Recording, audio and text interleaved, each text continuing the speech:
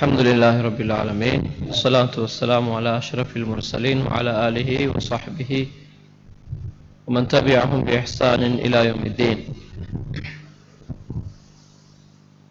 அனந்தர சொத்து பகிர்வு தொடர்பான வகுப்பிலே தொடரிலே இன்றைய வகுப்பில் ஒரு சில தலைப்புகளுடன் அந்த வகுப்பை இன்றோடு நிறைவு செய்திருக்கிறோம் இன்ஷா அல்லாஹ். அந்த தொடரிலே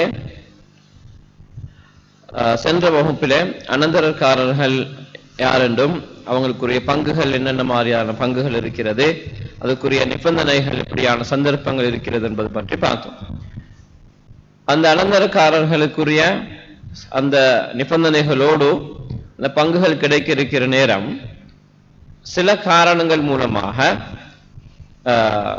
பங்குகள் பெறுவதற்கு தகுதி, அதாவது தடையாக அமையும். அது எப்படி தடையாக அமையும் என்று சொன்னால், நாங்கள் ஏற்கனவே ஒரு விஷயம் ஒன்று படிச்சிருக்கிறோம். அனந்தரம் பெறுவதற்கு அடிப்படையிலே தடையாக அமையக்கூடிய 3 காரணங்கள். ஒன்று கொலை செய்தல் என்று சொல்லக்கூடிய ஒரு காரணம் ஒன்று இருக்கிறது. இரண்டாவது மாற்று மதம், அடுத்தது அடிமையாக இருத்தல் என்று சொன்னோம். இந்த 3 காரணங்களும் இருந்தால் அவர் அடிப்படையிலே அனந்தரம் பெறுவதற்கு தகுதி பெற மாட்டார் என்பதுதான் அதனுடைய முடிவு. இப்பொழுது நாங்க பார்க்க போற விஷயம் என்னன்னு சொன்னால், அடிப்படையில் அதுக்குரிய தகமையை பெற்றிருப்பார். ஆனால் முன்னுரிமை அடிப்படையில் ஒருவருக்கு விட மையத்துக்கு நெருக்கமானவர், மரணித்தவருக்கு நெருக்கமானவர் என்ற அடிப்படையில் தன்னை விட முன்னுரிமை வழங்கப்பட வேண்டிய ஒருவர் இருக்கிற நேரம் சொத்துகள் கிடைக்காமல் போகலாம். அது முழுமையாக கிடைக்காமல் போகலாம், அல்லது தனக்கு கிடைக்கின்ற பங்குல குறையும் ஏற்படலாம். உதாரணமா சொன்னா, நாங்க சென்ற வகுப்புல பார்த்தோம், கணவருக்குரிய பங்குகள் என்று பார்த்தால் 2 விதமான சந்தர்ப்பங்கள் இருக்குது. ஒன்று சொத்தில் அரைவாசி கிடைக்கிற சந்தர்ப்பம் ஒன்று இருக்குது. இன்னொரு சந்தர்ப்பம் சொத்தில் 4 ஒரு பகுதி கிடைக்கிற சந்தர்ப்பம் உண்டு. அப்ப அரைவாசி இருந்து அது 4 குறைகிறதுக்கு காரணம் என்னன்னு சொன்னால், மரணித்தவருக்கு பிள்ளைகள் இருக்கிற சந்தர்ப்பத்தில் கணவருக்கு அரைவாசி கிடைக்க இருந்த பங்கு குறைந்து 4 ஒரு பகுதியாக கிடைக்கிறது. அந்த பிள்ளைகள் இருக்கிற காரணம் தான் அங்க அந்த பங்குகள் குறைவதற்கான காரணம். சில வேளை இப்படியான சிலர் இருக்கிற சந்தர்ப்பத்தில் ஒருவருக்கு கிடைக்க இருந்த பங்கு முழுமையாகவும் கிடைக்காமல் இருக்கலாம். உதாரணமா நாங்கள் இதில் சொல்லிக்கிற மாதிரி, ஒரு மரணித்த ஒருவருக்கு மகன் இருக்கிறார், ஆம்பளை பிள்ளை மகன் இருக்கிறார், மகனும் இருக்கிறார். இந்த 2 பேருமே அடிப்படையிலே அனந்தரம் பெறுவதற்கு தகுதி உள்ளவர்கள் தான். ஆனா மகன் தான் மரணித்தவருக்கு நெருக்கமான உறவு என்ற அடிப்படையில் அவருக்கு தான் அந்த பங்கு வழங்கப்படும். மகனுடைய மகனுக்கு பங்குகள் எதுவும் கிடைக்க மாட்டார். இப்படியான சந்தர்ப்பங்களும் நடைபெறும். இதுக்கு நாங்க அரபு மொழியில அல் ஹஜ்ப் என்று சொல்றது. இதுல இந்த சொத்து பகிர்வது எப்படின்னு சொல்லி ஒரு கணக்கு முறை ஒன்று காட்டிருக்கிறேன். இதை இறுதியில நான் சொல்றேன். இது அடுத்த சந்தர்ப்பம் ஒன்று இருக்குது. அனந்தர சொத்து வழங்கப்பட வேண்டிய சந்தர்ப்பத்தில் மற்றொரு அனந்தரக்காரர் மரணித்தால், உதாரணமா இப்ப ஒரு மணித்தியானத்துக்கு முன்பு ஒருவர் மூத்தாகிறார்னு வச்சுக்கொள்வோம். மூத்தாகி அவருக்குரிய ஜனாசா கிரிகைகள் ஏற்பாடுகள் எல்லாம் செய்து கொண்டிருக்கிற சந்தர்ப்பத்தில் இன்னொருவர் மூத்தாகிறார். அப்படி என்றால் முதலாம் மூத்தாயினவருடைய சொத்துகள் எதுவும் இன்னும் பகிரப்படவில்லை, அனந்தர சொத்தாக எதுவும் பகிர முந்தி இன்னொருவர் மூத்தாகிறார். அல்லது ஒரு நீண்ட காலத்துக்கு முன்பு ஒருத்தர் மூத்தாகிறார், ஒரு தந்தை மூத்தாகிறார், அவருடைய சொத்துகள் இதுவரை காலமும் அனந்தர சொத்தாக பகிரப்படாமல் இருக்கிறது. இப்ப இன்னொரு அவருடைய பிள்ளைகள் ஒருவர் இப்ப மூத்தாகிறார், இன்று மூத்தாகிறார் உதாரணத்துக்கு. இப்ப இப்படியான சந்தர்ப்பத்துல நாங்க சாதாரணமா எப்படி நினைக்கலாம் என்று கேட்டா, இப்ப நாங்க எந்த சொத்தை நாங்க பிரிக்கணும் என்று பார்த்தோம்னா, இப்ப யாரு மூத்தாகிறாரோ, இன்றைக்கு யார் மூத்தாகினாரோட அவருடைய சொத்தை தான் நாங்க பிரிக்கணும் என்றுதான் நாங்க பொதுவா நினைக்கலாம். ஆனால் அப்படி அல்ல. இதுக்கு முன்னுக்கு யார் மூத்தாகிறாரோ அவருடைய சொத்து பிரிக்கப்படாமல் இருந்தால் அவருடைய சொத்தை கட்டாயமாக பிரிக்கப்படல் வேண்டும். ஏனென்றால் அவர் மூலமாக அவருடைய சொத்திலிருந்து 2வது மூத்தாயினவருக்கும் பங்குகள் இருக்கிறது வாய்ப்புகள் இருக்கிறது. எனவே முன்னுக்கு மூத்தாயினவரை நாங்கள் கணக்கெடுக்காமல் இரண்டாவது மூத்தாயினவருடைய சொத்தை மட்டும்தான் பிரிக்கிறதாக இருந்தால் முந்தைய மூத்தாயினவருடைய சொத்துகள் சிலது அநியாயமாக சிலருக்கு கொடுக்கப்பட்டிருக்கும், இன்னும் சிலருக்கு கொடுக்கப்படாமல் இருக்கலாம். எனவே இந்த ஒரு அடிப்படை ஒன்றத்தையும் நாங்கள் அந்த இடத்தில் கவனம் செலுத்த வேண்டிய ஒரு விஷயம். குறிப்பாக பொதுவாக அனந்தர சொத்து பகிர்வு என்று சொல்வது சமூகத்தில் மிச்சம் குறைவுதான். அதுக்கு சில காரணங்கள் இருக்கிறது. உதாரணமா நாங்கள் ஏற்கனவே சொல்லிக்கிறோம், பொதுவா எங்களோட ஊர் வளமைகள் இருக்கிற அப்படின்னா மௌத்தாக முந்தே தனது சொத்துக்களை தன்னுடைய பிள்ளைகளுக்கு பிரித்து கொடுத்துருவாங்க. எனவே சொத்து பிரித்து முடிஞ்சு இதுக்கு பிறகு சொத்து ஒன்றும் பிரிக்க மாட்டாது என்ற ஒரு காரணத்தை வச்சியும் மரணத்துக்கு பிறகு அனந்தரமாக சொத்துகள் பிரிக்கிற வளமை ஒன்றோ இல்லாத ஒரு விடயமும் இருக்கிறது. அப்படி இருக்கிற நேரம் இப்படியான அனந்தர சொத்து என்ற ஒரு தலைப்பு ஒன்று இருக்கிறது இஸ்லாத்திலே. அது கட்டாயமாக வலியுறுத்தப்பட்ட ஒரு விஷயம் என்ற ஒருவர் தெரிந்து இப்பொழுதுதான் அந்த சட்டத்தை அவர் பிரயோகிக்க போறார், அது அமல்படுத்த போறார் சொல்ல நேரம் அவருடைய தந்தை முந்தைய காலத்தில் ஒரு 5-10 வருடங்கள் முந்தி மௌத்தாக இருந்தால் அவருடைய சொத்து பிரிக்கப்படுவது பற்றி அவர் பெருசா கருத்தில் எடுக்க மாட்டார். ஆனால் கட்டாயமாக அதுவும் கருத்தில் எடுக்கப்பட வேண்டிய முக்கியமான ஒரு அம்சம்.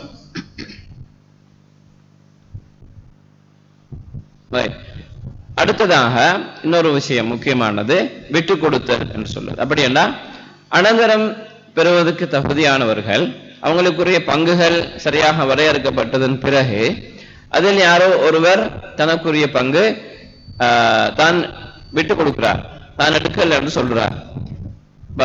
இந்த சந்தர்ப்பம் பொதுவாக சில வேளை முழுமையாக என்னுடைய சொத்து முழுமையாக என்னுடைய பங்கு நான் எடுக்கல என்று சொல்லுவார்.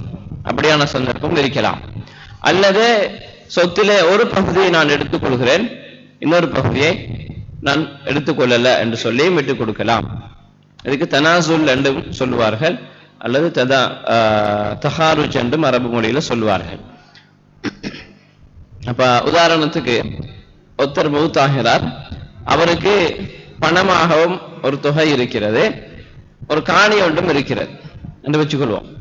அப்ப ஒருவர் என்ன செய்யறாருன்னா அவருடைய அனந்தரக்காரர்கள் ஒரு மகன் உதாரணத்துக்கு பணத்திலிருந்து வர வேண்டிய பங்கை நான் எடுத்துக்கொள்கிறேன், அந்த காணியிலிருந்து வரக்கூடிய பங்கை நான் எடுக்கவில்லை என்று சொல்றார். அப்ப அது என்ன நடக்கும் என்று சொன்னா அவருக்கு அந்த பணத்திலிருந்து கொடுக்கப்பட வேண்டிய பங்கு அவருக்கு வழங்கப்படும்.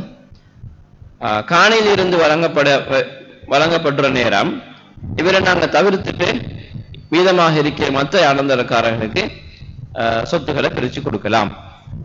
ஆனாலும் உதாரணத்துக்கு ஒரு குடும்பத்துல 2 ஆம்பளை பிள்ளைகள் 2 பெண் பிள்ளைகள் இருக்கிறான்னு வச்சுக்கொள்வோம். இப்ப அவர்களுடைய தந்தை மரணித்ததன் பிறகு ஒரு ஆண் பிள்ளை ஒரு மகன் சொல்றார், நான் எனக்கு வர கிடைக்கின்ற இந்த அனந்தர சொத்தை நான் எடுக்கல என்று மொத்தமாக விட்டு கொடுக்கிறார். அப்படி என்றால் நாங்க என்ன செய்வோம், மீதமாக இருக்கிற ஒரு ஆண் பிள்ளையும் மற்ற 2 பொம்பளை பிள்ளைக்கும் தான் நாங்க மொத்தமாக சொத்தை பிரிப்போம். அப்ப அவங்களுக்கு கிடைக்கிற அந்த சொத்து, அந்த 3 பேருக்கும் கிடைக்கிற சொத்து அந்த மரணித்தவருடைய முழு சொத்துலேயும் இவங்க 3 பேருக்கு தான் நாங்க பிரிக்கிறோம். ஆனால் அடிப்படையில் நாங்கள் அதை எப்படி செஞ்சிருக்கணும் என்று சொன்னால், எப்படி செய்ய வேண்டும் என்று சொன்னால் 4 பேருக்கும் சேர்த்து தான், விட்டு கொடுக்கிறவரையும் சேர்த்து தான் நாங்கள் அடிப்படையில் சொத்துக்களை பிரித்துக் கொள்ள வேண்டும். அப்பொழுதுதான் அது எந்த காலத்துக்கும் தன்னுடைய தந்தையிடத்திலிருந்து அனந்தரமாக எவ்வளவு நான் பெற்றிருக்கிறேன் என்பதை சரியாக விளங்கிக் கொள்ளலாம். இல்லாத பொழுதோ பிந்திய காலங்களில் சில நேரம் அடுத்தடுத்த பரம்பரையினர்கள் அந்த விட்டு கொடுத்த உதாரணத்துக்கு விட்டு கொடுத்தவர் அவருடைய பிள்ளைகள் அவருடைய உறவினர்கள் சில வேளை அதை பிள்ளையாக அடுத்தவர்களை பிள்ளையாக நோக்கலாம் என்ற காரணத்தினால நாங்கள் ஆரம்பமாக விட்டு கொடுக்கிறவருக்கும் சேர்த்தே நாங்கள் சொத்துக்களை பகிர்ந்து அளித்து விட்டு பிறகு அவருடைய சொத்து இல்லாமல் மற்றவர்கள் கொடுக்கிற முறை எப்படி அமைகிறது என்றதை பிரிச்சோம் என்று சொன்னால் அந்த இந்திய காலங்களிலும் அப்படியான சந்தேகங்களோ பிரச்சனைகளோ வருவதற்கு சாத்தியம் இருக்க மாட்டார். எனவே இப்படியான ஒரு சந்தர்ப்பம் இருக்கிறது. யாரும் விரும்பினால் அவங்களுக்கு அவங்க சொத்தை விட்டு கொடுக்கலாம்.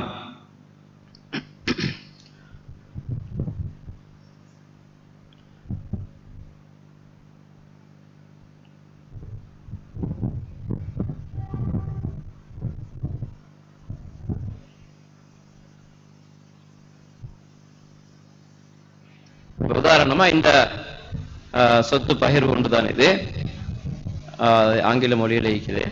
இதுல உதாரணமா ஒருவர் மௌத்தாகிற அவர் பேரு நான் இதில் போட்டில. இவருடைய அனந்தரக்காரர்களாக அடையாளப்படுத்தப்பட்ட ஆக்கள் 4 பொம்பளை பிள்ளைகளும் ஒரு சகோதரரும் ஒரு ஆம்பளை பிள்ளையும் 2 சகோதரிகளும் இருந்தார்கள். அப்ப அந்த இடத்துல என்ன செய்யறாங்கன்னு சொன்னால், அந்த ஒரு ஆம்பளை பிள்ளை தனக்குரிய பங்கை நான் எடுக்கல என்று சொல்லி அவர் அதிலிருந்து விட்டு கொடுக்கிறார். அப்ப நாங்க என்ன செய்யறோம்னு சொன்னா, முதலாவது அவர் எல்லாருக்கும் சேர்த்து நாங்க எப்படி ஒவ்வொருத்தருக்கும் அந்த விட்டு கொடுக்கிறவருக்கும் சேர்த்து எவ்வளவான பங்கு என்றத முழுமையாக நாங்க முதலாவது பங்குகளை அவங்களுக்குரிய அளவுகளை பிரிச்சு காட்டுறோம். பிறகு நாங்க என்ன செய்யறோம் என்று சொன்னா, அவர் விட்டு கொடுத்ததுக்கு பிறகு மிதமான மற்ற ஆட்களுக்கு எவ்வளவு கிடைக்கும் என்ற முறையில் வேறாகவும் நாங்கள் சொத்துக்களை பிரிச்சு பங்குகளை கொடுத்தோம். நான் சொல்ல வர விஷயம் என்னன்னு சொன்னால், அது ஒரு சாதாரண விஷயமாக நாங்கள் எடுத்துக்கொள்ளாமல், விட்டு கொடுக்கிறார் தானே அவர் நாங்க பெருசா கணக்கெடுக்க தேவையில்லை என்று சாதாரணமாக விட்டு விடாமல், பிந்தைய காலத்தில் அது பிரச்சனையாக அமைந்து விடாமல் இருக்கிறதுக்காக அவரையும் ஒரு அனந்தரக்காரர்களாக நான் கட்டாயமாக அந்த இடத்தில் அடையாளப்படுத்த வேண்டும்.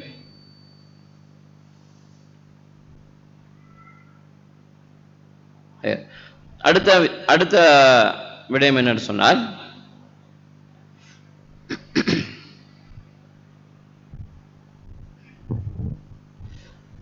சிசுவுக்கான அனந்தர சொத்து. சிசுவண்டா ஒரு பெண்ணுடைய வயிற்றில் இருக்கின்ற கருவில் இருக்கின்ற பிள்ளை.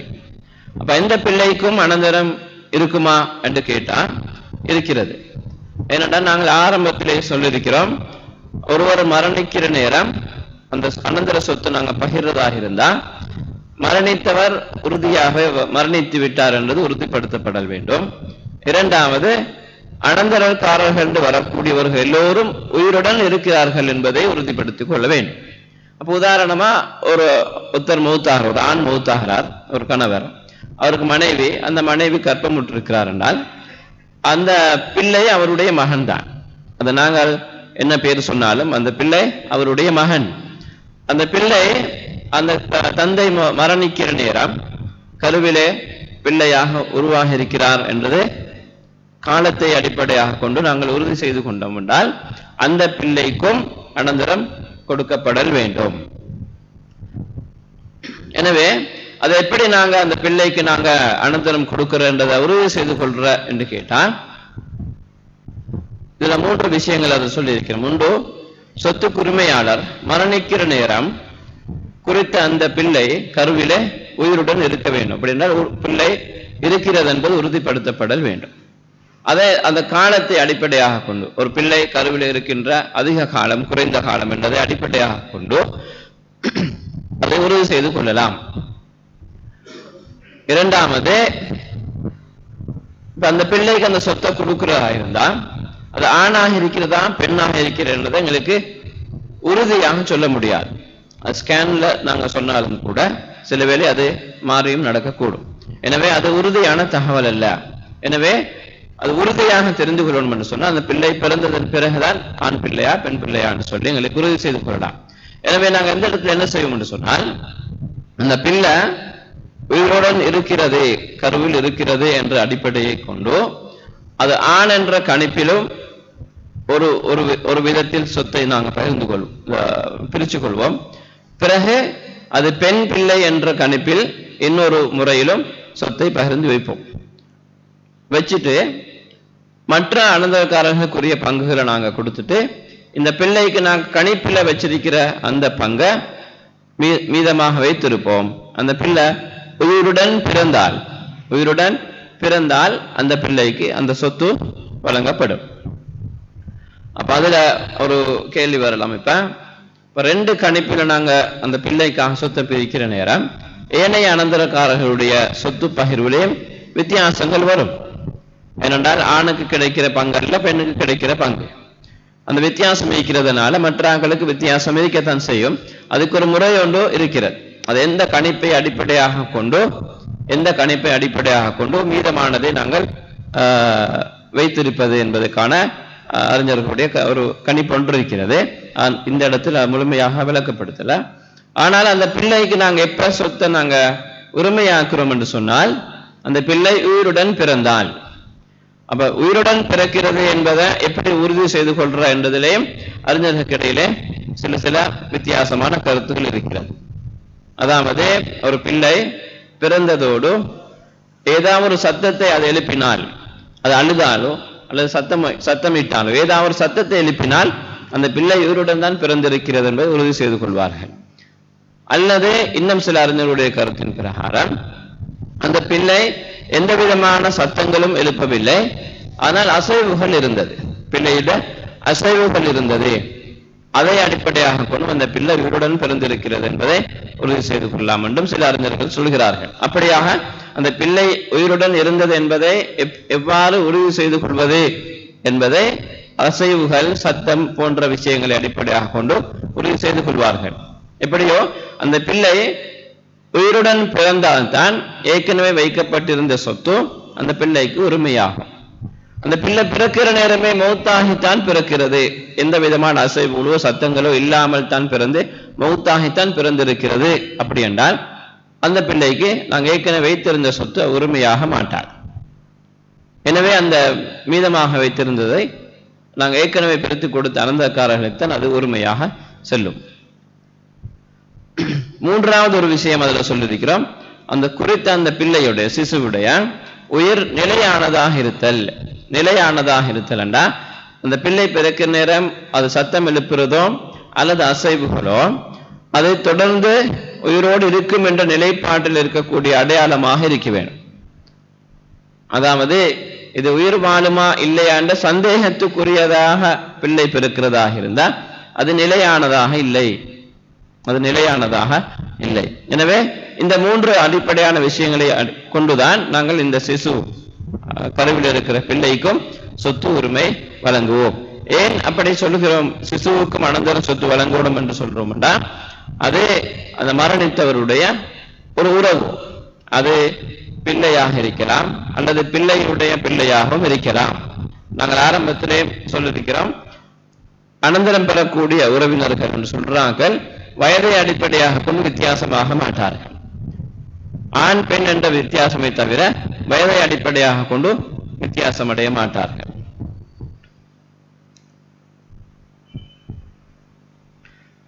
அடுத்த தலைப்பு என்னென்றால் காணாமல் போனோர் தொடர்பான விஷயங்கள். அதாவது ஒரு குறிப்பிட்ட ஒரு நபர் வெளிநாட்டுக்கு உதாரணத்துக்கு பயணம் கொண்டு போனார், நீண்ட காலமாக எந்த விதமான தொடர்பும் இல்லை, அல்லது எங்களுக்கு தெரியும் யுத்த காலங்கள்ல சில இடங்களுக்கு போனவர்கள் திரும்ப வரல, ஏதாவது ஒரு காரணத்தினால எந்த விதமான தொடர்பு மற்ற அவர் காணாமல் போனவராக கருதப்பட்டிருந்தால் இவருக்கு நாங்கள் இவருடைய சொத்து நாங்க பகிர்றதா, அவர் இருக்கிறாரா இல்லையான்னு உறுதி செய்து கொள்ள வேண்டும். அல்லது அவர் ஒரு அனந்தரக்காரராக இருக்கலாம், சில வேளை ஒரு அனந்தரக்காரராக இருக்கலாம், அவருக்கு அந்த சொத்தை கொடுக்கிறதா இல்லையா என்று பார்க்கிற நேரம் அந்த காணாமல் போனவர் என்று அடையாளப்படுத்தப்பட்ட நபர் அவர் உயிருடன் இருக்கிறாரா அல்லது மரணித்து விட்டாரா என்பதை சட்ட ரீதியாக உறுதிப்படுத்தப்பட்ட பின்புதான் அவருக்கு ஒன்று சொத்து வழங்கப்படும் அல்லது அவருடைய சொத்துகள் ஏனைய அனந்தரக்காரர்களுக்கு பகிரப்படும். சட்ட ரீதியான மரணம் என்று சொல்லுவோம். அது எப்படி சட்ட ரீதியானது என்று கேட்டா அதிலேயும் அவர் எப்படி நாங்க சட்ட ரீதியாக மரணித்து விட்டார் என்றதை எப்படி நாங்கள் உறுதி செய்து கொள்ற என்று கேட்டா அங்கேயும் அறிஞர்களுடைய கருத்துக்களில் சின்ன சின்ன வித்தியாசங்கள் இருக்கிறது. உதாரணமா சில அறிஞர்களுடைய கருத்து எவ்வாறென்றால், குறித்த அந்த நபருடைய வயதை கொன்ற மற்றவர்கள், அதே சமகாலத்தில் வாழ்ந்தவர்கள் பெரும்பான்மையினர் எல்லோரும் மரணித்து விட்டார்கள். அவரோடு பிறந்து வாழ்ந்த மக்கள், அந்த வயதுக்குரியவர்கள் பெரும்பான்மையான மக்கள் மரணித்து விட்டார், உயிரோடு இல்ல, இயல்பாக மரணித்து விட்டார்கள் என்று சொன்னால் அதை அடிப்படையாக கொண்டும் சில அறிஞருடைய கருத்து அவர் மரணித்து விட்டார் என்று முடிவு செய்வார்கள். அல்லது அவர் ஒரு பயணம் ஒன்று போய் அவர் இல்லாமாகினார் என்று சொல்றது நிகழ்வை அடிப்படையாக கொண்டும் தீர்மானிக்கலாம். உதாரணமா ஒரு ஃபிளைட் ஒன்று போய் அது ஒரு விபத்தில் சிக்கி அதில் அதிகமானவர்கள் மரணித்து விட்டார்கள். ஆனால் இந்த குறித்த நபர் அவர் மரணித்தாரா இல்லையான்றது தெரியாது. அப்ப அந்த நிகழ்வுகளை பெரும்பான்மையான ஆட்கள் மரணித்து விட்டார்கள், தப்பித்துக் கொள்வதற்கான வாய்ப்பு மிச்சமே அரிதானது, குறைவானது என்றிருந்தால் அந்த நிகழ்வை அடிப்படையாக கொண்டும் சில அறிஞர்கள் அவர் மரணித்து விட்டார் என்பதை தீர்ப்பாக எடுப்பார்கள். இப்படியான சில அடிப்படைகள் இருக்கிறது காணாமல் போன ஒருவர் மரணித்து விட்டார் என்பதை உறுதி செய்து கொள்வதற்கு. எது எவ்வாறு இருந்தாலும் இப்படியான ஒருவர், காணாமல் போயிருக்கிற ஒருவர், தகவல் அற்ற ஒருவராக இருந்தால் அவர் அனந்தரக்காரராக இருக்கிறார் என்று இருக்கிற நேரம், மற்றைய அனந்தரக்காரனுக்கு நாங்கள் சொத்து பிரிக்கிற நேரம் நாங்கள் என்ன செய்வோம் என்று சொன்னால், இந்த சிசுவுக்கு நாங்கள் ஆரம்பத்தில் சொன்ன சிசுவுக்கு நாங்கள் கணிப்பின் பிரகாரம் ஒரு தொகையை நாங்கள் மீதமாக வைப்பது போல இவருடைய தகவல் கிடைக்கும் வரையில் என்ன செய்யலாம் என்றால் ஏனையவர்களுக்கு பிரித்துக் கொடுக்கலாம், அல்லது அவருடைய தகவல் உறுதி செய்யும் வரை அந்த சொத்துக்கள் அவ்வாறு வைக்கப்படும். இந்த ரெண்டு நிலைப்பாடும் அங்கு இருக்கிறது.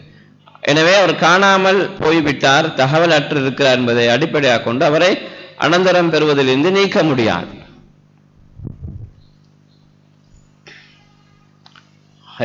அடுத்தது இன்னொரு சந்தர்ப்பம் என்னன்னு சொன்னால், ஒரே தடவையில் பல மரணங்கள் நிகழ்தல். உதாரணத்துக்கு ஒரு ஆக்சிடென்ட் ஒன்று வச்சுக்கொள்வோம். ஒரு ஆக்சிடென்ட்ல 2-3 பேர் மௌத்தாகலாம். அந்த மௌத்தாகிறாக்கள் எல்லோரும் ஒரே குடும்பத்தை சார்ந்தாக்கள், உறவினர்களாக இருக்கலாம். அப்ப இப்படி இருந்தா இதுல யார் முந்தி மௌத்தாகினார், யார் இரண்டாவது மௌத்தாகினது, யார் அடுத்தது மௌத்தாகினது என்று எங்களுக்கு அந்த தகவல் தெரியுமாக இருந்தா, சரியாக உறுதியாக தெரியுமாக இருந்தா, நாங்கள் ஏற்கனவே சொன்னது மாதிரி, முந்தைய சொன்ன மாதிரி முதலாவது மரணித்தவருடைய சொத்து தான் முதலாவது பிரிக்கப்பட வேண்டும் என்றால், அப்ப அவருடைய அனந்தரக்காரராக இரண்டாவது மௌத்தாயினவரும் இருப்பார், அவருக்கும் சேர்த்து தான் நாங்க சொத்தை பிரிப்போம். இவ்வாறு அது அடுத்தடுத்ததாக மரணித்தவருடைய ஒழுங்கு எங்களுக்கு தெரியுமாக இருந்தால் அந்த ஒழுங்கு பிரகாரம் எங்களுக்கு சொத்துக்களை பிரித்துக் கொள்ளலாம். சில நேரம் அது தெரியாமல் இருக்கலாம், யாரை முந்தி மௌத்தாயின் என்று தெரியாமல் இருக்கலாம். சம்பவம் நடந்தது கொஞ்ச நேரத்துக்கு பிறகுதான் இத்தனை பேர் மௌத்தாகி இருக்கிறார்கள் என்று எங்களுக்கு தெரிய வரும். இப்படியான சந்தர்ப்பத்தில் யாரை முந்தின, யார் இரண்டாவது, அடுத்தது யார் என்றது எங்களுக்கு தெரியாவிட்டால், எந்த ஒரு அடிப்படையிலையும் தெரிந்து கொள்ள முடியாது என்று இருந்தால், அவர்கள் அனைவருமே முழுமையாக மரணித்தவர்கள் என்ற அடிப்படையில அவர்களுக்கு நாங்கள் சொத்து ஒதுக்காமல் மீதமாக அனந்தரக்காரர்களாக உயிரோடு இருக்கிறவர்களுக்கு நாங்கள் அந்த சொத்துக்களை பகிர்ந்து அளிப்போம். இது எங்களுக்கு தெரியும் அதிகமாக இன்றைய காலத்தில் நடக்கக்கூடிய நிகழ்வுகள். இப்படியான சந்தர்ப்பங்களிலும் நாங்கள் கட்டாயமாக அது உறுதி செய்து கொள்ள வேண்டும். சில நேரம் ஒருவர் அதே இடத்திலே மரணித்திருப்பார், இன்னொருவர் ஒரு 5-10 நிமிஷத்துல அவரை ஹாஸ்பிட்டலுக்கு கொண்டு போய் சேர்த்தது பிறகு அல்லது கொண்டு போற வழியில மரணித்திருப்பார். இப்ப நாங்கள் அந்த தகவலை சரியாக உறுதி செய்து கொண்டுதான் அவருடைய சொத்துக்களை நாங்கள் பகிர்ந்தளிக்க வேண்டும்.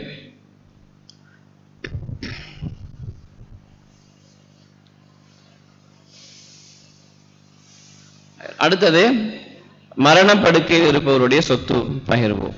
அதாவது சக்கராத்துல இருக்கிறன்னு சொல்லுவோம், கடைசி நிலையில் இருக்கிற ஒருவர், அவர் எந்த அசைவும் இல்லாமல் இருக்கிறார், கோமா நிலையிலோ ஏதாவது ஒரு அடிப்படையில் இருக்கிறாராக இருந்தால், அப்படி இருந்தாலும் கூட, அல்லது நீண்ட காலம் மரணப்படுக்கையில இருக்கிறார், பெட்ல தான் நோயாளியாக நீண்ட காலமாக இருக்கிறார், அப்படியாக இருந்தாலும் கூட அந்த சொத்துக்களை, அவருடைய சொத்துக்களை அனந்தரமாக பிரிக்க முடியாது. அப்படி பிரித்தால் அதே நன்கொடையாகத்தான் கருதப்படும். அவருடைய சொத்துக்களை அந்த நேரத்தில் பிரித்தால் அதே நன்கொடையாகத்தான் கருதப்படும்.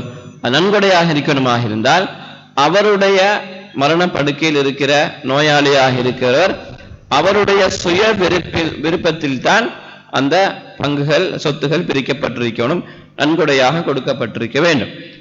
அப்படி அல்லாமல் இன்னொருவர் அவருடைய சொத்துக்களை அவ்வாறு வகுக்க முடியாது. எனவே இப்படியான சந்தர்ப்பத்தில் இருக்கிற ஒருவருடைய சொத்தும் அவர் மௌத்தாயினத்துக்கு பிறகுதான் அது அனந்தர சொத்தாக கருதப்படும், அனந்தர சொத்தாக அது பிரிக்கப்படும்.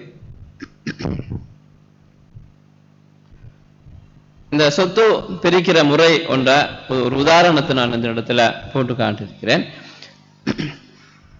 உதாரணமா முதலாவது சொல்லிக்கிறது, ஒரு பெண் மரணித்திருக்கிறார், அந்த பெண்ணுடைய கணவர் உயிரோடு இருக்கிறார், மகள் இருக்கிறார், தந்தையும் இருக்கிறார். இந்த 3 பேரும் தான் இருக்கிறாங்க. அப்படியென்றா நாங்க நினைக்க கூடாது இந்த 3 பேர் மாத்திரம்தான் அந்த குடும்பத்தில் உயிரோடு இருக்கிறார்கள். அப்படி அல்ல, இவங்களுக்கு பின்னால் உள்ள அடுத்தடுத்த பரம்பரை உள்ள ஆட்கள் இருக்கக்கூடும். உதாரணமா அந்த மகளுடைய பிள்ளைகள் இருக்கலாம், வேற வேற உறவினர்கள், அந்த சகோதர சகோதரிகள் என்று பெண்ணுக்குள்ள ஆட்கள் இருக்கலாம். நான் ஆரம்பத்தில் சொன்ன மாதிரி முன்னுரிமை அளிக்கப்பட வேண்டியவர்கள் இருக்கிற சந்தர்ப்பத்தில் அடுத்த பரம்பரையினர்களுக்கு வழங்கப்படாது என்ற சந்தர்ப்பம் இருக்கிற நேரம் அவங்க எல்லாம் இந்த லிஸ்ட்ல நாங்க சேர்க்க மாட்டோம். ரைட். அப்ப இந்த 3 பேரையும் நாங்க பார்த்தோம்டா, இந்த கணவருக்குரிய பங்கு அடிப்படையில் இந்த சந்தர்ப்பத்தில் 4இல் 1 பங்கு கிடைக்கும். அந்த மரணித்த அந்த பெண்ணுடைய அந்த கணவருடைய மனைவி சொத்தில் இருந்து 4இல் 1 பகுதி கிடைக்கும். ஏன் 4இல் 1 பகுதி கிடைக்குதுன்னு சொன்னா, அந்த மூத்தாக இருக்கிற அந்த பெண்ணுக்கு ஒரு மகள் இருக்கிற, ஒரு பிள்ளை ஈக்கிறான். ஒரு பிள்ளை ஈக்கிற ஒரு காரணத்தினால கணவருடைய சொத்து அரைவாசியிலிருந்து 4இல் 1 பங்காக குறைந்திருக்கிறது. அதே போல அந்த மகளுக்கு முழு சொத்திலிருந்தும் அரைவாசி கிடைக்கிறது. தந்தைக்கு அந்த மரணித்த பெண்ணிட சொத்திலிருந்து 6இல் 1 பகுதியும் மீதமானதும் கிடைக்கிறது. மீதமானது கிடைக்கிறதுக்கான சந்தர்ப்பம் நாங்கள் முன்னுக்கு பார்த்திருக்கிறோம். இப்ப நாங்க பாருங்க, இந்த இடத்துல 3 வித்தியாசமான 3 விதமான பங்குகள் நம்ம சரிசமமாக பிரிக்க இயலாது.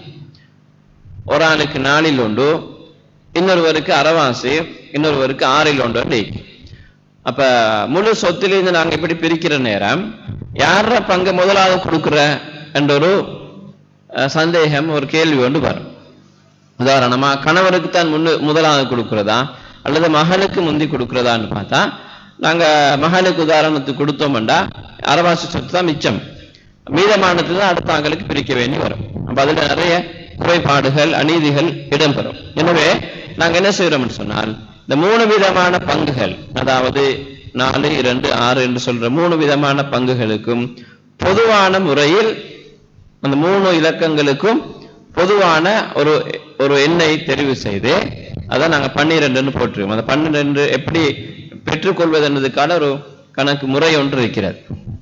அதாவது 4, 2, 6 என்ற 3 இலக்கங்களுக்கும் பொது இலக்கம் ஒன்று எடுக்கிறோம். அப்ப 12ஆக நாங்கள் முழு சொத்தையும் பிரிக்கிறோம். இந்த நிகழ்வுல முழு சொத்தையும் 12 பங்குகளாக பிரிக்கிறோம். 12 பங்குகளாக பிரிச்சா 12 பங்குகள்ல 4இல் 1 பகுதி என்று கேட்டா 3 பங்குகள் கிடைக்கும். அதே 12 பங்குகள் இருந்து மகளுக்குரிய 2இல் 1 பகுதி அரைவாசி என்று எடுத்தோம்னா 6 பங்குகள் கிடைக்கும். தந்தைக்குரிய 6இல் 1 பகுதியாக எடுத்தோம்னா 12 பங்கிலிருந்து 2 தான் கிடைக்கும். அப்ப மொத்தமாக கூட்டி பார்த்தால் 11 பங்குகள் மொத்தமாக அங்கு இருக்கிறது. கணவருக்கு 3 பங்குகள் கிடைத்திருக்கிறது, மகளுக்கு 6 பங்குகள் கிடைத்திருக்கிறது, தந்தைக்கு 2 பங்குகள் கிடைத்திருக்கு. அப்ப 1 பங்கு மீதம். தந்தைக்கு ஏற்கனவே அங்கு இருக்கிறது, மீதமானதும் அவருக்கு தான் கிடைக்கும் என்று இருக்கிறது. எனவே மீதமானது அவருக்கு நாங்க கொடுத்திருக்கிறோம். இப்ப அதுக்கு அடுத்ததாக பாருங்க, அடுத்த பாக்ஸ்ல இப்ப அவருடைய சொத்து பெறுமதி எவ்வளவு என்றது பெறுமதி ஒன்று அங்கு வழங்கப்பட்டிருக்கிறது. உதாரணமா அங்கு 50,000 என்று சொல்லப்பட்டிருக்கிறது. அவர் முழு சொத்துடைய பெறுமதியும் 50,000 தான். அந்த 50,000 பெறுமதியான சொத்தை தான் நாங்க 12 பங்குகளா 12 ஷேர்ஸாக நாங்க பிரிச்சிருக்கிறோம். அப்ப நாங்க அந்த இடத்துல அந்த 50,000 ரூபாவை நாங்க பிரிச்சு கொடுக்கிறதாக இருந்தா ஒரு பங்குக்கு எவ்வளவு பெறுமதி என்றதை நாங்க பார்க்க வேண்டும். ஒரு பங்குக்கு எவ்வளவு பெறுமதி என்று பார்த்தோம்டா 50,000 12ஆல பிரிச்சோம்டா ஒரு பங்குக்கு 4,166 ரூபா 66% வரும். ஒரு பங்குட பெறுமதி அதுதான் பெறுமதி. அப்ப என்ன செய்யலாம், கணவருக்கு 3 பங்குகள் கிடைச்சிக்குதுன்னு சொன்னா அதை நாங்க 3ஆக பிரிக்கினால் 12,499.98% கிடைக்கும் அவருக்கு. அப்ப இத மாதிரி அடுத்த ஆட்களுக்கும் அந்த பெறுமதியின் அடிப்படையில் சரியாக வழங்கப்பட்டிருக்கும். இந்த இடத்துல ஒரு முக்கியமான விஷயம் உண்டு. இந்த சொத்து பிரிக்கிற இடத்துல நாங்க எடுக்கிற அந்த 12 என்று சொல்றோமே, 12 என்று சொல்றது அந்த பொதுவாக எடுக்கிற அந்த இலக்கம் அந்த எண் எப்பயும் முழு எண்ணாக இருக்கும், முழு எண்ணாக இருக்கும். அப்படி தசங்கள்ல வரக்கூடாது. ஏன் தசத்துல வரக்கூடாது என்று சொன்னா, தசம் என்று சொல்றது சில வேளை பிளஸ் ஒன்று கூடலாம் அல்லது குறையலாம், ரெண்டுக்கும் வாய்ப்பு இருக்கு. அது ஒரு பாயிண்ட்ல கொஞ்சம் கூடினாலும் இன்னொருத்தருடைய சொத்தில் இருந்து என்ன செஞ்சிருக்கும், கூடியிருக்கும். எனவே அப்படி நடக்க கூடாது. இந்த ஒரு பாயிண்ட் பெருமதியில பார்க்கிறது பெரிய ஒரு பெருமதி வரக்கூடும். எனவே அப்படியான நிகழ்வுகள் வரக்கூடாது என்பதுக்கு தான் அறிஞர்கள் இமாம்கள் இப்படியான ஒரு ஒழுங்குமுறையை காட்டி தந்திருக்கிறார்கள். எப்பொழுதும் நாங்க முழு எண்ணாக பெற்றுக்கொள்ள வேண்டும். அப்ப சில வேளை நாங்கள் அதை முழு எண்ணாக பிரித்து கொள்ள ஏலா சந்தர்ப்பமாக இருந்தால் அதை நாங்கள் சரி செய்ய நிலை ஒன்று மீக்குது. உதாரணத்துக்கு இப்ப இதுல சொல்லிக்கிற இந்த கணவருக்கு 3 பங்குகள் மொத்தமாக கிடைக்குது, மகளுக்கு 6 பங்கு கிடைக்குது, தந்தைக்கு 6 கிடைக்குது. உதாரணத்துக்கு வச்சுக்கொள்ளும், இந்த இடத்துல மகள் 2 பேர் இருக்கிறாங்க அல்லது 3 பேர் இருக்கிறாங்க. அப்படி என்றால் அவங்களுக்கு 3ல் 2 பங்கு கிடைச்சிருக்கணும். இப்ப அவங்களுக்கு உதாரணத்துக்கு வச்சுக்கொள்வோம் 3 பேர் இருக்கிறாங்க, அவங்களுக்கு கிடைக்கிற மொத்த பங்கு எண்ணிக்கையை பார்த்தோம்னா 2 தான் கிடைக்குன்னு வச்சுக்கொள்வோம், அல்லது 4 கிடைக்குதுன்னு வச்சு 4 கிடைக்குது. ஆனா 3 பேர் இருக்கிறாங்க. இப்ப 3 பேருக்கு 4 பங்குகளை முழு எண்ணாக பிரிக்கலுமா? பிரிக்கலாது. 4 பங்குகள் 3 பேருக்கும் சேர்த்து மொத்தமாக கிடைச்சிக்குது. ஆனா என்ன செய்யலாது, அந்த 3 பேருக்கும் 4 பங்குகளை சரியாக முழு எண்ணாக பிரிக்க இயலாது. அப்ப அந்த இடத்துல நாங்க என்ன செய்யணும்டா, அவங்களுக்கு முழு எண்ணாக பிரிக்கக்கூடிய முறையில் அதை செய்து கொள்ளணும். அதுக்கான முறைகள் இருக்கிறது. அப்ப அந்த சொத்துகள் பிரிக்கிற முறை கணக்கு விபரங்கள் பற்றிய ஒரு பாடம் ஒன்று வேறாக இருக்கிறது. எனவே இவ்வளவு துல்லியமாகத்தான் நான் என்ன சொல்ல வரேன்டா, நிச்சயம் துல்லியமாகவே ஒரு சதம் ஆகவும் கூட அநீதி இழைக்கப்படக்கூடாது என்ற அடிப்படையில் தான் இந்த கணக்கு முறைகள் கூட, கணக்கு செய்முறைகள் கூட அங்க வழங்கப்பட்டிருக்கிறது.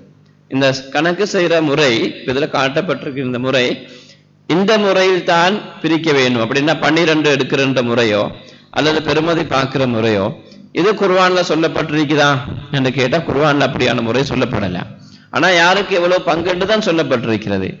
அங்க குர்ஆன்ல சொல்லப்பட்டிருக்கிற அந்த பங்குகளை எந்த விதமான அநியாயங்களும் வித்தியாசங்களும் வேறுபாடுகளும் வராமல் பிரிக்கணும்டா அதுக்கு அறிஞர்கள் முன்வைத்திருக்கிற ஒரு முறைதான் இது. இது அல்லாத வேறொரு மெத்தட்ல அதை சரியாக செய்து கொள்ளலாம் என்று இருந்தாலும் அதை அனுமதிக்கலாம். வேறொரு மெத்தட்லையும் இதை பிரிச்சு சரியாக அவங்களுக்கு கிடைக்க வேண்டிய அந்த 4 பங்கை சரியாக கொடுக்கலாம், அரைவாசை சரியாக கொடுக்கலாம் என்று வேறொரு முறை இருந்தாலும் கூட அது அனுமதி தான். ஏன்னா இது இஜ்திஹாத் மூலமாக பெறப்பட்ட ஒரு முறை. ஆனால் பொதுவாகவே எல்லா இடங்களிலும் இப்படியான ஒரு முறைதான் பின்பற்றப்படுகிறது. அதே மாதிரி இன்னொரு உதாரணம் போட்டு காட்டுகிறேன். மனைவியும் மகளும் சகோதரியும் 3 பேர் இருக்கிறாங்க. அப்ப அந்த இடத்துல மனைவிக்கு 8ல் பங்கு கிடைக்குது. மகள் இருக்கிற காரணத்தினால மகளுக்கு அரைவாசி கிடைக்குது, சகோதரிக்கு மீதமானதான் கிடைக்கும். அப்ப என்ன செய்யறோம், மனைவியுடைய 8ல் மகளுடைய அரைவாசி இந்த 2 பங்கையும் அடிப்படையாக வைத்து அதுக்கு பொதுவான ஒரு எண்ணாக 8 என்ற இலக்கத்தை எடுத்திருக்கிறோம். அந்த 8லிருந்து 8ல் பகுதி கொடுத்தோம்னா 1 பங்கு கிடைக்கும். மகளுக்கு அரைவாசி கிடைக்கும். அப்படி என்றால் 4 பங்கு கிடைக்கும். மீதமாக 3 பங்குகள் இருக்குது. அந்த 3 பங்கும் சகோதரிக்கு கிடைக்கும். இந்த ஒழுங்கின் பிரகாரம் தான் நாங்கள் பொதுவாக பங்குகளை நாங்கள் வகுத்துக் கொள்றது. இந்த பங்குகள் பிரிக்கிற இடத்துலையும் நான் ஆரம்பத்தில் சொன்ன மாதிரி சில நேரம் தசம் இல்லாமல் பிரித்து கொள்ள இயலாத சந்தர்ப்பங்கள் வந்தா அதுக்கும் சில முறைகள் காட்டப்பட்டிருக்கிறது. அதை முழு எண்ணாக எப்படி மாற்றிக்கொள்வது என்பது. அதே மாதிரி ஏற்கனவே ஒருத்தர் மௌத்தாகி அவருடைய சொத்து பிரிக்கப்படாமல் இருக்கிற நேரம் 2வது ஒருத்தர் மௌத்தாகிறாருண்டா அப்ப 2 ஒரே சந்தர்ப்பத்தில் 2 பகிர்வுகள் நடக்கணுமாங்க. அப்ப அதை எப்படி நாங்க செய்து கொள்வது, அதுக்கெல்லாம் முறைகள் இருக்கிறது, சொத்து பகிர்வு முறைகள் இருக்கிறது. எனவே அது ஒரு பிரயோகத்தோடு தொடர்பானது. அதுல ஈடுபடுற ஆட்கள் தான் அதை மிச்சம் கவனமாக செய்வார்கள். ஆனாலும் எங்களுக்கு என்ன செய்யலாம், நாங்க ஒரு சொத்து பகிர்வு ஒன்றை செஞ்சோம்னா அதை மனக்கணக்கில் வச்சுக்கொள்ளாம, அது ஒரு மனக்கணக்கில் சும்மா வச்சுக்கொள்ளாம வாய்மொழி மூலமாக மட்டும் வைத்துக் கொள்ளாம அது கடைசியில் ஒரு டாக்குமெண்டாக செய்து கொள்வதுதான் மிச்சம் நல்லது. ஏனென்றால் அது நீண்ட காலத்துக்கு அது ஒரு சான்றாக இருக்கணும்.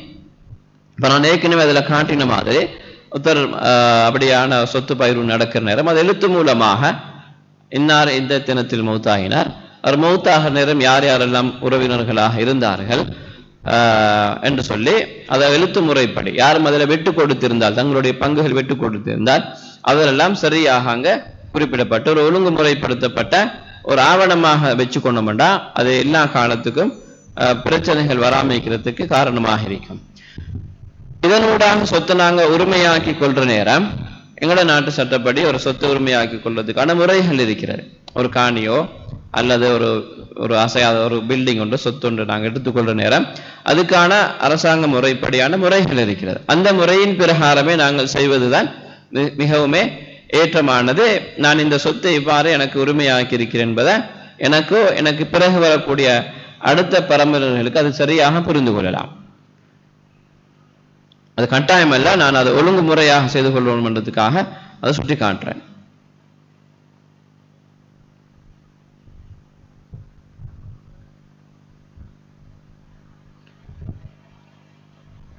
இப்ப இதுவும் இங்கே காட்டுகிறதும் 5 சகோதரிகளும்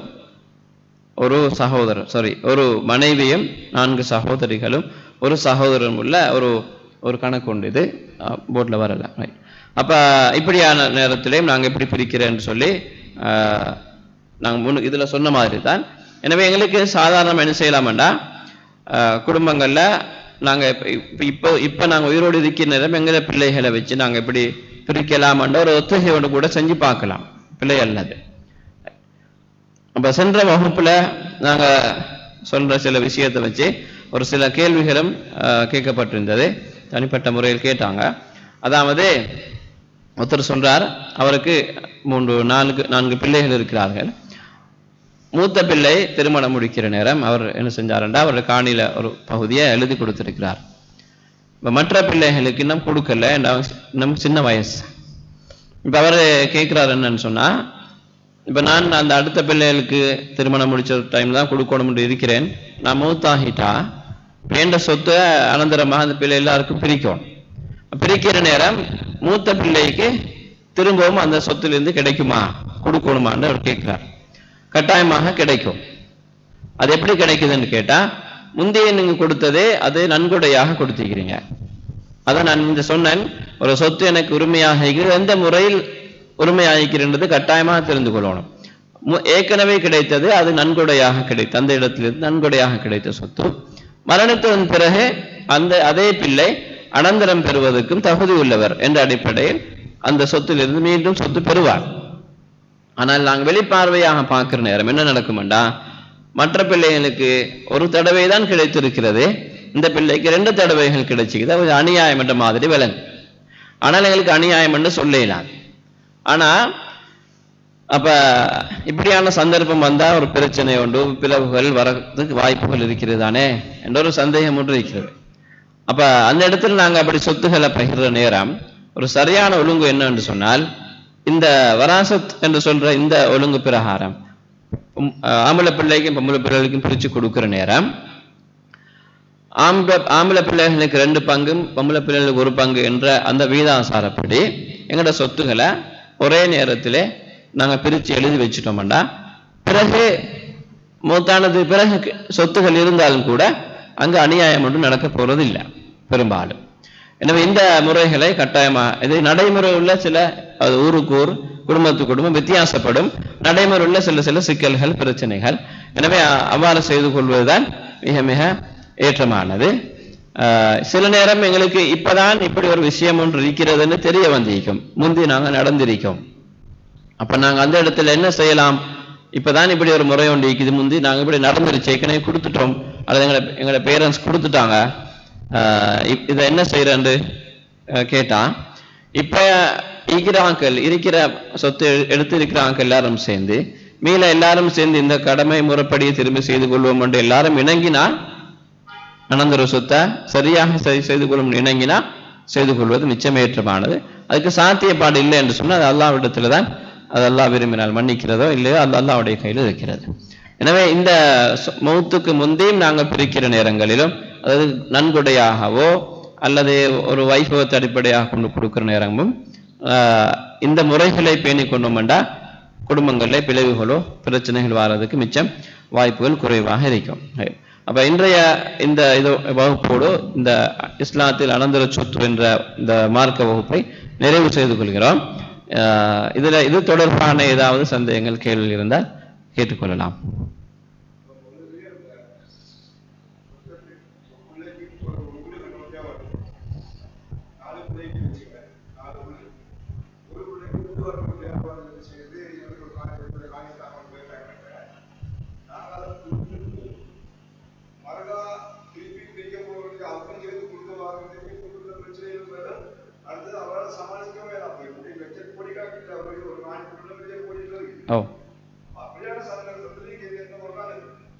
இப்ப நீங்க சொல்ற விஷயமே தான் இப்ப நான் சொன்ன அந்த கேள்வியும்.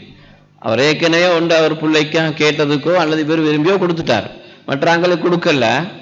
இவர் மாப்பிட பேர்ல சொத்து இருக்குது, மூத்தானதுக்கு பிறகு திருப்பி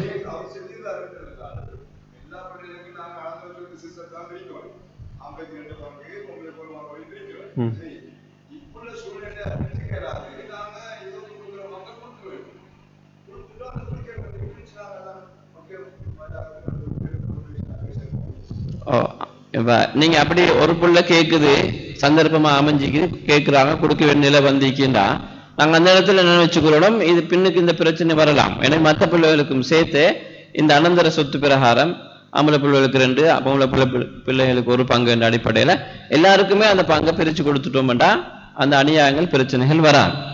அப்படி இல்லாம எங்களுக்கு தெரியும் காலத்துக்கு காலம் இந்த விலைவாசிகள் குறைகிறது, நடைமுறைகள் வித்தியாசப்படுற நேரம் அந்தந்த தேவைக்கு மாறி செய்யறோம்னா சில நேரம் சில பேர் அநியாயத்துக்கு உட்படுவாங்க. எனவே திரும்ப சொல்ற விஷயம் என்னன்னா, இதே ஒழுங்கை நாங்க பின்பற்றுற நேரம் அப்படியான பிரச்சனைகள் வராது. அதுக்கு முந்தைய நாங்க இப்படியாதான் செய்து கொள்ளணும், இது அல்லாஹ்வுடைய கட்டளை என்பதை விளங்கப்படுத்தணும். எல்லாருக்கும் விளங்கி அவங்க ஏற்றுக்கொள்ளும். இல்லாட்டி அது சொந்த கருத்து மாதிரி இருக்கும், திணிக்கிற மாதிரி இருக்கும்.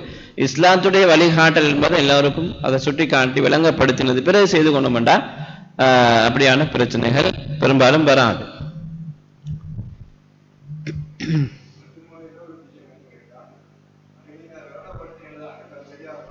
ரைட்.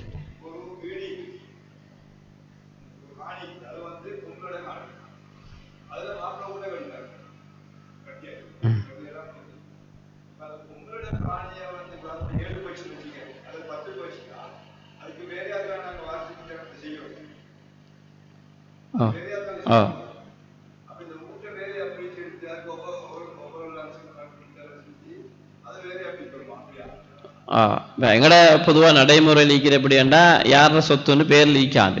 ஒரு காணியில ஊடு கட்டிக்கும், அது வைஃபுடையா கணவரையான்னு தெரியாம ஈக்கிறதுதான். அப்படி இருந்தா பின்னுக்கு பிரச்சனை வரத்தான் செய்யும் கட்டாயமா. சொத்துகள் எப்பொழுதும் யாருடையதான் நீக்கணும். சகாத் கொடுக்கிறதா இருந்தாலும் யாருடன் இருந்தால் தான் சகாத் கொடுக்கலாம்.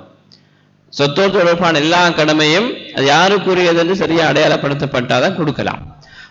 எனவே இந்த அனந்தர சொத்தும் அப்படித்தான். வைஃப்ல காணியில வீடு கட்டப்பட்டிருந்தா காணிட பெருமதி எவ்வளோ, வீட்டிட பெருமதி எவ்வளோ ஒன்று இருக்கணும். அப்படி இருந்தால் தான் அது அனந்தரமாக சரியா பிரிக்கணும். எங்களுக்கு இப்ப நாங்க ஒரு உதாரணத்துக்கு வச்சுக்கொள்வோம், இப்ப பிரிக்க போறோம் வீட்டை, அது வைஃப்ட பேர்ல இருக்குன்னு வச்சுக்கொள்வோம் அல்லது வச்சுக்கொள்வோம். இப்ப பிரிக்கிற நேரம் அதுக்கு விலை ஒன்று வைக்கணுமே. இப்பதான் விலை வைக்க போறோம் பிரிக்கிறது. விலை வைக்கிற நேரம் ஒருவர் ஒரு விலை சொல்றார், இன்னொரு ஆள் இன்னொரு விலை சொல்றார். அது ஒரு தீர்மானத்துக்கு வருது இல்லைன்னு சொன்னா எல்லாருமா சேர்ந்து ஒரு விலைக்கு நிர்ணயத்துக்கு போகணும், அல்லது அரசாங்கத்தின்படி வெலிவேஷன் ஒன்று செஞ்சுதான் அது தீர்மானிக்கணும். அவங்க எல்லாரும் சேர்ந்து இனங்கூடும் அந்த இடத்துக்கு. அப்ப ஏற்கனவே அது செய்யப்பட்டிருந்தா அந்த பிரச்சனைகள் பெரும்பாலும் வராது. அப்படி பிரிக்கிற நேரம் கூட அந்த ஒரு ஊட்டை 5 பிள்ளைகளுக்கு பிரிக்கிறேன்னா ஐநைக்கும் பிரச்சனை வரும். அதில் ஒரு காணி 5 பேருக்கு பிரிச்சா முன்னுக்குள்ள வெளிவு கூடைக்கும் பின்னுக்குள்ள வெளிவு குறைவாய்க்கும் அந்த பிரச்சனைகளும் வைக்கும். அதாவது அந்த பிரிக்கிற நேரம் எல்லாருக்கும் ஒரே கருத்து இணக்கம் ஒன்று வருது இல்லைன்னு சொன்னா அந்த இடத்துல வெளியே ஒன்றை பார்த்து தான் என்ன செய்யணும், பெருமதியை பிரிக்க வேணும். அந்த வீட்டுக்கு மொத்தமான பெருமதியை பார்த்து, பெருமதியை நாங்கள் இதுல சொன்ன மாதிரி பெருமதிகளை பிரிச்சதுக்கு பிறகு யாரோ ஒரு ஆள் வீட்டை என்ன செய்யலாம், உரிமையாக்கி கொண்டு மற்ற ஆக்களுக்குரிய பங்குகளை அவர் கடனாகவோ அல்லது உடனடியாக கொடுக்கணும். இதுதான் சாத்தியமானது, நடைமுறைக்கு பொருத்தமானது. அப்ப இந்த பிரச்சனைகள் வராம இருக்கிறதுக்கு நாங்க செய்ய வேண்டிய அடிப்படையான விஷயம் என்னண்டா, அது சொத்துகள் எல்லாம் குடும்பமாக இருந்தாலும் சொத்துகள் யாருக்குரியது, பிள்ளைக்குரியதா, மனைவிக்குரியதா, தந்தைக்குரியதா, யாருக்குரியதுன்றது சரியாக அடையாளப்படுத்தப்பட்டு இருக்கணும்.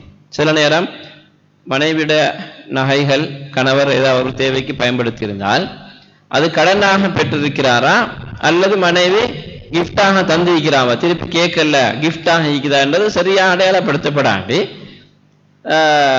மூத்தானதுக்கு பிறகு அதை என்ன செய்யறது, அது விடுபடும் சில நேரம். எனவே அதெல்லாம் சரியாக அடையாளப்படுத்தப்பட்டிருக்கணும். எனவே இப்ப சொன்ன விஷயங்களை வச்சு புதுசா குடும்பங்கள்ல புதுதாக தலைப்புகள் எடுத்து பிரச்சனை எடுத்துடாம இந்த அநியாயங்கள் நடக்கக்கூடாது. அது அநியாயம் என்று சொல்லி இஸ்லாத்துடைய பார்வையில் எங்களுக்கு தெரியும் மிகவும் எச்சரிக்கையாக சொல்லப்பட்ட விஷயங்கள். சொத்து விஷயத்துல பாத்திலான முறையில் பாத்திலாக அடுத்தவருடைய சொத்தை நாங்கள் சாப்பிடக்கூடாது என்று எச்சரிக்கையாக சொன்ன விஷயங்கள். அது மறுமையினால அதுக்கு எத்தனையோ தண்டனைகள் சொல்லப்பட்டிருக்கிறது. எனவே அது விஷயத்துல மிச்சம் கவனமாக நாங்கள் இருக்கணுன்றதுக்காகத்தான் இந்த விஷயத்தை சொல்றேன்.